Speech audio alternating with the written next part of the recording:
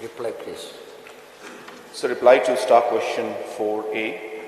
So the matter is pending with the Government of India. Reply to star question 4B. Sir, no clarification or details have come from the Government of India on this.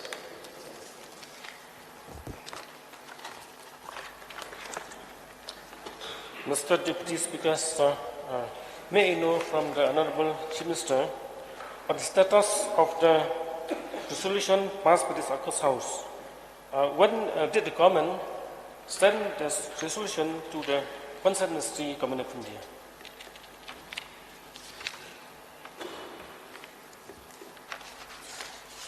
So the resolution was passed way back in 2000.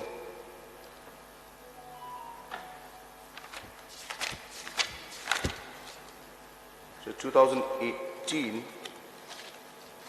So the letter, because I have so many letters here, so we have communicated almost about 9 letters to Government of India. So I'll just need a minute to get exactly the copy of that letter.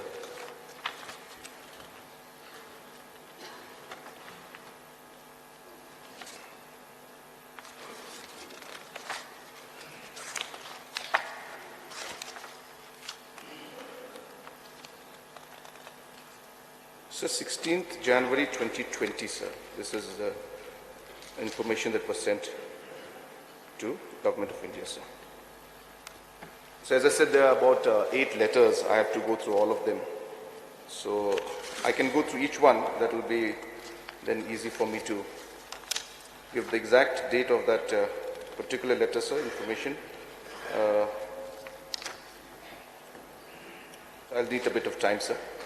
But can I go through all the letters, sir? Is it okay if the Honourable Member would like to know? Whether the Honourable would like to It is better, sir. know all the letters Yeah, to be it's read? better. Please refer to table. Yes, sir. Sir, as I said, we had sent, the first letter was sent on 15th of May 2019. That was to the chairman of the Scheduled Tribe Commission. Then a DO was again sent on 28th of May 2019 to the chairperson of the National Commission. Excuse me, sir. Sir, please lay in the table of the House, sir. It's better. I can do that, sir. So as I said, there are about 8 letters. But, sir, as far as, yes, sir, the resolution, exact date of forwarding the resolution was 14th December 2018, sir. So that's the answer, sir. Since you have sent about 8 or 9 letters, so is there any written replies or received from the Government of India regarding on the matter? Yes, sir. Government of India has replied in 2 particular occasions, and in one particular letter which was received on the 30th of September 2020, the then Union Minister of for State for Home Affairs had replied back, sir. What is there in the replies? Sir, I can read out the entire letter, but it will be slightly long. But I will just give a small gist of what was mentioned out here. And the Honourable Minister in that letter mentioned that the evolution of dialect and languages is a dynamic process which is influenced by socio-cultural, economic and political developments, and it is difficult to fix any criteria for languages, whether to distinguish them from dialects or for inclusion in the 8th schedule to the Constitution. So he further informed that the earlier attempts through the PAWA 1996 and the Sitakant Mahapatra 2003 committee to evolve such fixed criteria have been inconclusive. And further he informed that the Government of India is conscious about the sentiments and requirements for inclusion of other languages in the 8th schedule, and such requests have been considered keeping in mind these sentiments and other relevant considerations. Sir, is there any timeline that the government has put Honourable forward? Member, I have allowed other member to make a... Just a last question, sir, last question. No. I have already allowed him. Before you stand up, he has stood up. So please. Mr. Deputy Speaker, sir, have one supplementary question. Since 1976, the Sahitya Academy has formed an expert committee to advocate for the inclusion of the Khasi language in the 8th schedule. However, in 2001, the Academy informed the state government that the Khasi language could be included due to the saturation of languages already in the schedule. Interestingly, in 2003, four languages including Bodo were added.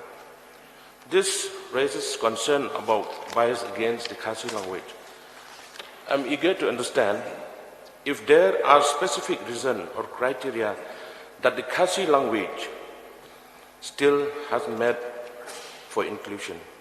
Could you provide any insight or recent response from the central government Honorable on this member, matter? you put the question straight. That is my question. That is my question.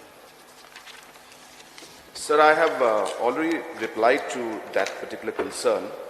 Sir, the central government has in fact already replied to us twice, and earlier I had mentioned about the reply from the Honorable MOS, but I'll also read another reply which is in similar lines, again received from Government of India on 22nd of March 2019, which mentioned that there is no fixed criteria for inclusion.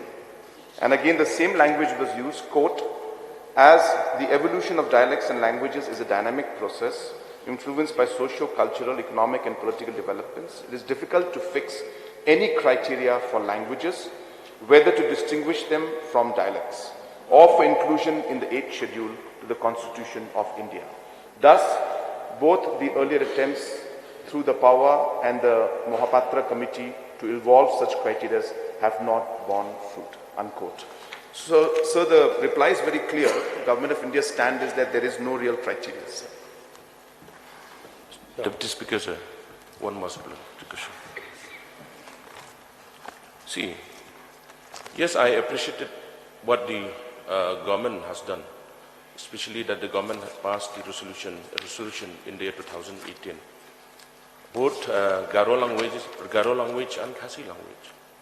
But it is the fact that the main reason that the government not included Khasi language because the government sent both Garo and Khasi at the same time. Because, as per my knowledge, in 2003, the government of Assam passed a resolution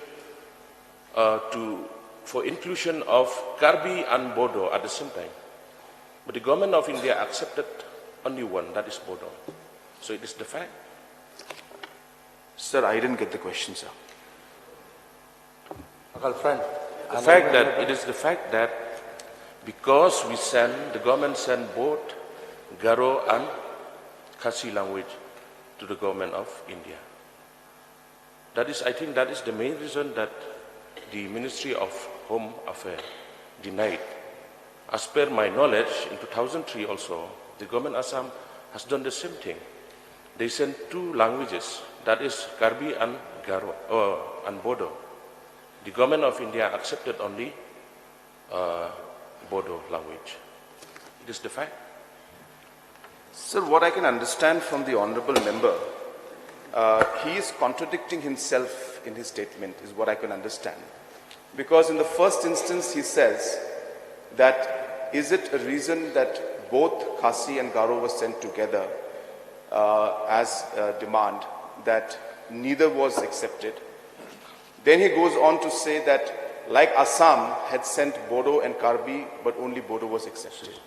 So if it was accepted in Assam's case where they accepted Bodo for whatever reason at that point in time, then sending 2 languages or 3 languages from our side, Government of India would have accepted whatever they felt was meeting the criteria as per their understanding.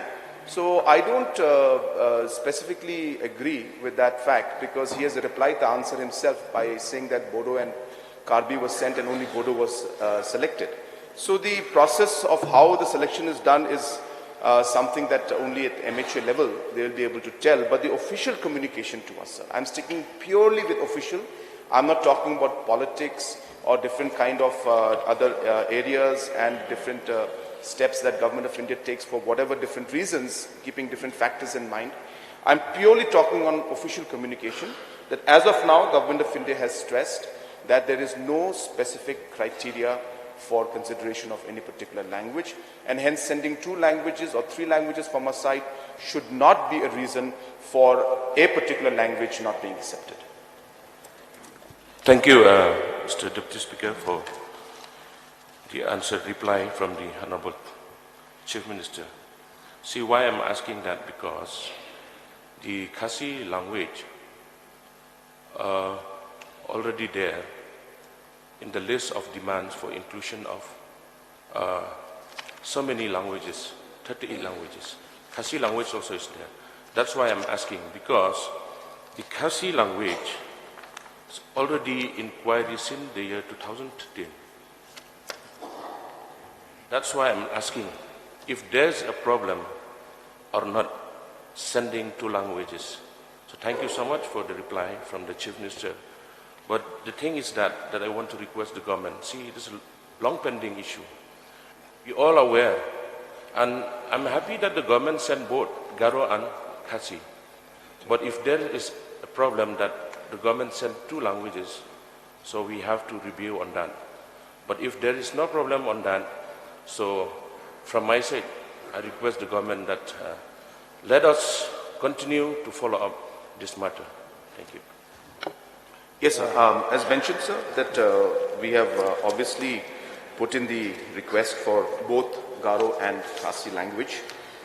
There was a small confusion at one point in time whether the Garo language was in the list of demands or not. The Honourable Member of Parliament had led a delegation to the Home Ministry, and they had clarified that it was actually missed out by the MHA, and necessary corrections will be made for the Garo language. So that assurance was given to the Honourable Member of Parliament and the delegation. Number 2, sir, the fact that, as mentioned, that we have seen in the past and mentioned by the Honourable MLA himself, that even though 2 languages were sent by Assam earlier, which is Bodo language and Karbi language, the government of India at that point in time took up only Bodo language. So therefore, obviously the state government will propose the different demands that are there by the people, and at the end of the day, based on whatever, as I said, criteria, may not be the official criteria, maybe other criteria may be there. As I said, there are so many other political issues, there are so many other issues which I don't want to get into right now. Whatever the decision, Government of India decided at that point, even though 2 proposals were given, Government of India only approved Bodo language at that point in time. Yeah, I don't really know. Sir, I've seen the Honorable Deputy Chief Minister always visiting the capital of the country to pursue certain schemes, developmental activities. May I request the Honorable Chief Minister to pursue this case also with the Government of India to expedite, because this will help our people, will help our students in so many things that, in their studies, in their work, everything. So I request the Honorable Chief Minister to pursue this case also with the Government of India to expedite recognition of the Khasi and Garo languages to be included in the schedules. Yes, sir. As mentioned, that it was the MDA-1 government that had taken the very, very strong step for the first time in the history of the state to pass a resolution on the 7th of December 2018. And this was right at the beginning of the term of the MDA-1. And that clearly reflects the kind of commitment that this government has towards working to get both Khasi and Garo language in the 8th schedule. After the 7th of December resolution that was passed, as I had mentioned, on 15th of May 2019, 28th of May 2019, 21st of August 2019, 23rd of October 2019, 16th of January 2020, 25th of July 2020, 30th of October 2023, and then 31st of October 2023. Continuously, we have been following up with Government of India And obviously, whenever we send these letters, we physically try to meet the Honorable Home Minister. And in every occasion, whenever he comes to Shillong or we get an opportunity to meet him, 8th schedule, inclusion of Khasi and Garo language in 8th schedule is always there in our discussions. So we are pursuing the matter. Yes, I understand the sentiments of the people of the state, and we are all with this demand. The entire House in 2018 had unanimously passed this resolution, and the passing of the resolution, as I said, is a clear indication of our strong commitment. But as I said, sir, that this is a matter that is at the Government of India's disposal, and the MHA will have to take the decisions.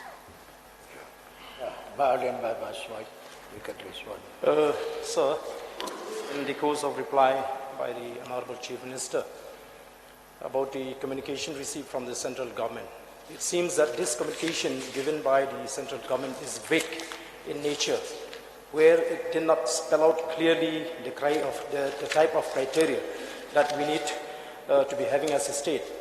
So does it suggest that the government of India is not considering the inclusion of Khasi language in the 8th schedule? What is your question, Ba? I've already asked, sir. So answer is no, sir. This doesn't mean that Government of India is not considering. All Government of India is saying is that there is no specific criteria. That's what they're mentioning. So they're not saying no. Sir, because if the government of India can consider the Bodo language to be included in the 8th schedule, I think on the specific criteria, so therefore I feel that the state government should clearly seek a clarification on the government of India that what are the criteria that the other language which have been included, considered recently to be included in the 8th schedule, and what is the shortcomings on the part of the Khasi language. Sir, that's exactly what we've been doing, sir, and that's where the reply has come, that there is no specific criteria. Yeah. About program. Honorable Chief Minister, second part of this question through a supplementary putting forth. So as we could understand the fact that we as a legislature, we have done our part by passing a unanimous resolution. No doubt about that. But this act of attitude by the government of India, it cannot be accepted because it has been defeated the spirit of legislature. I don't remember what is your question. You please. So it cannot be accepted. It's in a very long time. So we are expecting as a state as a whole. So we would like to know the specific reason why the government of India delayed till date. There should be a specific reason. In fact, we do not know, we do not want the whole letter to be read by Honorable Chief Minister, but we would like to know the specific reason why. So the concerns of the Honorable Member are our concerns also. Obviously, sir, we are all very, very hopeful that this will happen. We have, as I said, continuously followed up. This matter is a very complex matter. There are 38 languages that have been requested by different states, which are lying with MHA, and the process is continuously being followed up. There are, of course, a certain level to which the state government can show its seriousness, and the highest level that we have shown our seriousness is by passing a unanimous resolution, which was not done before. And hence, from the government side and from the legislation side, we are pushing forward, sir. And every time we move to them, we receive official communication, and the official communication is the one that I have read out, sir. So therefore, when these replies come in, we once again ask the government of India, when this will happen, that we would like the 8th schedule inclusion of Khasi and Garo language. So it's a continuous process. We are pushing from our side. And as I said, every time the reply comes, the reply is in this format only. And for me to say anything beyond or outside the context of this letter would not be appropriate, especially in the House. Hence, I'm sticking with the reply that has come, and I have read it out twice already, and that is the current status. And as mentioned, sir, we are all very concerned. We are all pushing. As I said, we have every meeting we have in Delhi, we mention about this. Every time we meet Home Minister, this issue comes up, and we are continuously pursuing the matter, sir.